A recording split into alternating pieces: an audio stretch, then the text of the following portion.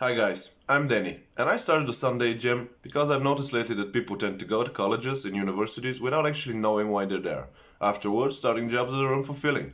So I'm interviewing different professionals to see what they have to say and to share their experience and knowledge with you. I hope you enjoy it. Right on. Let's go. Thank you for joining. You're on the air. Yeah. Yeah, nice to see you, man. Haven't seen you for a long time. I know time flies. How you doing? Yeah, I'm good, mate. Obviously a bit busy with all the things that are going on around me, but I we'll know. get to that in a bit. Uh, It's How good that about you're you? busy because at least you're going to have a lot to share with us today. The podcast will be focused on three main questions. What do you do for a living? How'd you get there? And how'd you knew that this was the way to go? So tell us what you do for a living. Yeah, so currently I'm a music producer and an event producer and organizer. Obviously being in that kind of industry, a single work stream or a single income stream doesn't really cut it, No. because it's just all of those work streams that are related to the music industry. They generally don't produce enough income on their own. So you need to be basically you shouldn't be putting all your eggs in one basket. So you should be trying to expand your skill sets and work with as many people as possible. So what I do is I produce music which I generally use for kind of marketing and advertisement purposes, because um, online streaming doesn't really bring a lot of income, but it helps a lot for people to get to know your name, get to know how good you are at what you do and all that sort of stuff. So on the side of that, I provide mixing and mastering services to other musicians in the industry, which if so mixing and mastering is an engineering specialty. It's basically the way we design sound and the way we equalize sound and mix different sounds together in order for them to not overload our headrooms in tracks and all that sort of stuff. Um, Other than that, I've recently started a project of organizing a bunch of events around London, starting off with a first tester event on 27th of May. And the way this works is basically um, we we hire a venue, and You hire uh, what? a venue like a nightclub or something like that. Right on. And then basically the club earns money from alcohol consumption and or food if need be, but mainly alcohol consumption because these are nightclubbing events. Yeah. And basically the organizers and promoters earn money from the tickets, and those profits are usually split between artists and everyone involved in the project. So yeah, the current one I'm organizing, um, I said it's a tester because I'm basically using it to see how much I can achieve without any professional marketing support. As I've recently submitted a business case for a larger project and organizing a small festival in London where we're going to be scouting up incoming talents and bring important people from the industry like um, already established promoters and producers and all that sort of stuff. So they would be our VIPs looking for new talents, and we'll be scouting new talents to bring there and showcase their skill sets. But in order to know and have a better idea of how much we would be able to achieve there, while having the professional marketing support and professional salespeople and professional interior designers and all that sort of stuff, it was quite useful to organize something at a smaller scale where it's literally just me and a manager from my label trying to organize a small thing without any professional support and see how well we do that. Sounds like a pretty solid first step. It's rather remarkable. And how did you get there? Did you study it for that? Did you had like influence? What got you into um that position? How'd you get there? so I got into music just because. So as you know, I graduated as an architectural technologist and construction manager from the University College of Northern Denmark. I did work that. I did work as a project manager for about 5 years here in London for a big corporation. And I thought I was happy, but it was apparently changing me a lot, and people around me not noticed that, especially people that knew me from before my corporate career and all that. So at some point I decided to pull the plug on the corporate career. In the beginning, the idea was that I'll probably take a sabbatical of a couple of months just to kind of chill out a bit, and then get back into the game as a contractor in the industry or freelance in the same industry. But I've been writing music since I was in high school, and I started as a classical guitarist, and obviously as any other kid that plays an instrument in high school, we had a couple of bands through the years. We had a band in Denmark as well in university. So yeah, I've been into music for a very long time, but never really pursued a career in it because you know, like generally people don't perceive it as anything safe enough to kind of take the first steps, or if you did, you're probably coming from an artist family that already know it's possible. Yep, especially now in the COVID era, that's definitely. Oh yeah, absolutely. But unless you come from background where people around you have managed to make it work as artists, you would rarely get a big support from anyone. So yeah, I pulled the plug on my corporate career, thought I would go back into it as a contractor. But within my sabbatical that I decided to take, I wrote a couple of tracks and I released them, and they did quite well.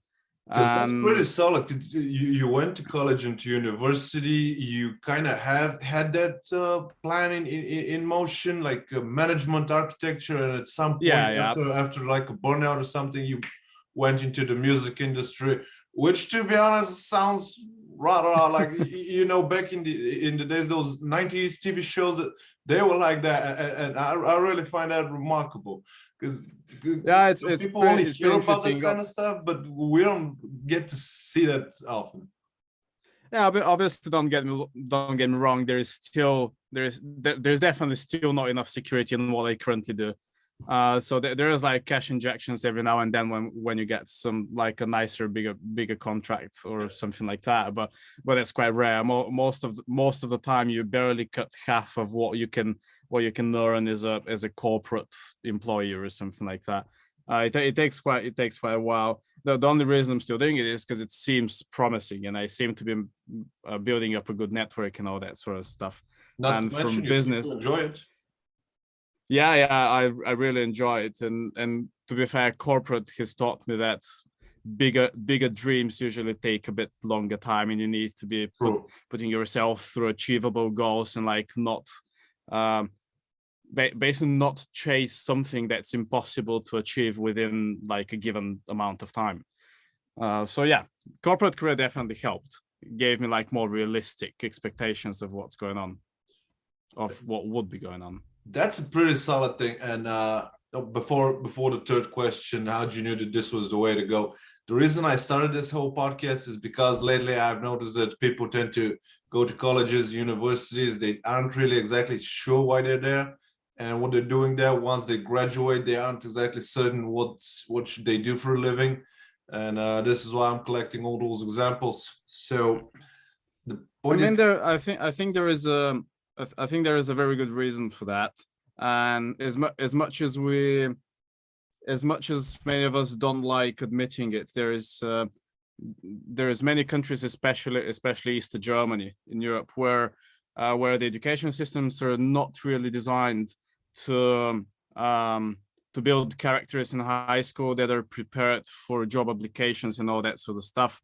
While kids in the Western world usually get taught straight from high school how to perform at interviews, how to prepare their CVs, how to be good at tests, not just learn by heart stuff and all that sort of stuff that we tend to do in Eastern countries.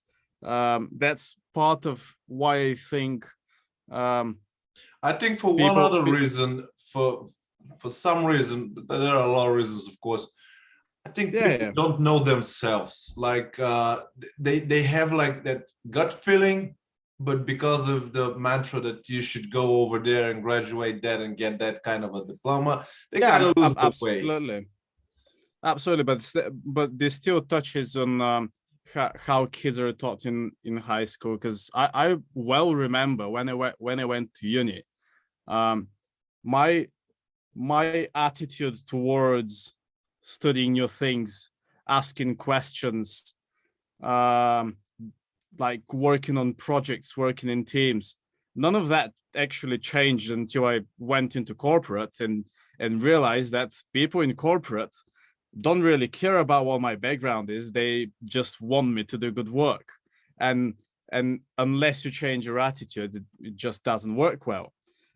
And The thing I is think that that it's comes a lot. basically, as far as I know, of course, it's basically normal to have like that positive attitude. Just have a way to see things that and with less Mm, expectation and more positive, not hippie positive, just normal positive. And yeah, yeah. honestly, I don't see this often for various reasons. So how did you find out that this was the way to go, that this was your path? Were you influenced by something? Did you had a gut feeling? How did that happen? Well, when I wrote those first couple of tracks in during my sabbatical, um, they performed kind of well. People started listening to them almost straight after I released them across like the online streaming platforms, which obviously felt quite well. And I was chatting with my girlfriend, and she was like, you should probably think about giving yourself a bit more time than just a couple of months, because this seems to be kind of working. You don't know whether it's going to work out or not. But obviously, because I worked on quite high profile jobs at my corporate career, I did have a really good portfolio of clients that kept on calling me for other projects throughout my first year and a half of this venture. So I didn't really feel pressured about losing work or anything like that. And I still don't. I still believe that if I go back, I might just need to take a pay cut or something like that. But I'm pretty sure I'll be able to go back in the industry. So yeah, when we discussed about giving myself a couple of more months, I decided if I'm having that extra time, I might as well write a whole album, release the album sometime in the new year, and so when I start sending stuff to people, they can go on to, let's say, my Spotify account or something like that, and instead of just having one or two songs there, have like a bunch of them. So people, if they don't like the first few, they can choose something else or something like that. And when I released the album, it literally made almost 30,000 streams within a couple of months, It's pretty good. which was quite good for a first professional release without any support from labels or anything like that. And you mentioned Yeah, something pretty remarkable, that you basically don't have that urge to go back into corporate or something like that. And that's pretty solid, because once you know your path, like when you feel it, and it feels really natural, it feels yeah, like I you've think been it there for does. 100 years. You don't really, it's like a straight and narrow path, and you don't really look left and right or back, and you don't even go, it kind of drags you, which is pretty solid. That's pretty Yeah, good thing, and I really admire that. absolutely. And like the experience of heading corporate has helped me a lot through that time as well, and helped me keep clients keep coming back to me. Because when I get some of those sound engineering jobs, people tend to come back to me, probably not because I'm the best in the world, but because I know how to deliver what a customer requires or something like that. I know how to help them build their brief and help them realize what they actually want, rather than vague requirements and that kind of stuff. And I think people generally like that, and probably many artists that don't have business backgrounds struggle with that kind of thing. So I definitely think corporate was the right way to go. I wouldn't change a thing if I have to go back. Yep. But it's just this part of my life now that I need to go through with it. And even if it doesn't work, at least I've tried it.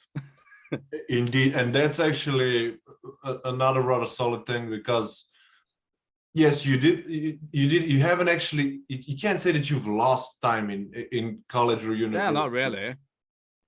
Not at all. Because all That's the thing, those. because to be honest, a lot of people tend to, and I'm not insulting anyone or anything, but a lot of people tend to lose time in universities, and this is a pretty I solid think that example. I think Not to that's have just a any regrets. perception.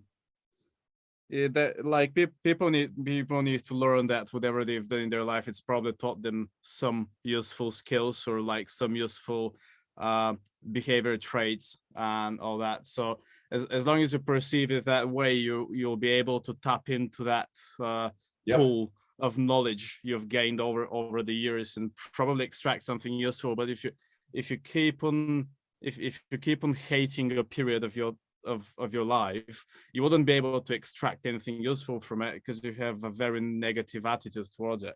So as long as you perceive failures or mistakes you've done as like opportunities to learn from them, or opportunities to extract some useful information, even if it's like I don't know how people behave at certain times when you act certain ways, like even those stuff are very useful. So that, yeah, definitely people just need to learn how to change their perception about it. Absolutely, I absolutely agree. Let's go. Thank you for your time, and tell the folks how to get in touch with you regarding music or something like that. If you have a Facebook page or something like that. Yeah, you can definitely find me on pretty much any social media out there, any online platforms. My producer name, my stage name is Marvis. That's Marves, and you can find me on Instagram by @MarvisEDM because electronic dance music is what I do at the moment. Right on. I'll definitely put the link in the description as well. Yeah, Yep. cool. Thanks for that, man. Thank you for your time. Have a lovely day, mate. You too, bro. Bye Bye. bye. Guys, I hope this one was useful. Please follow the channel on YouTube, Rumble, Gap, Twitter, Facebook, and LinkedIn. Ring the bell and all the good stuff. Have a nice week ahead, and I'll see you next Sunday.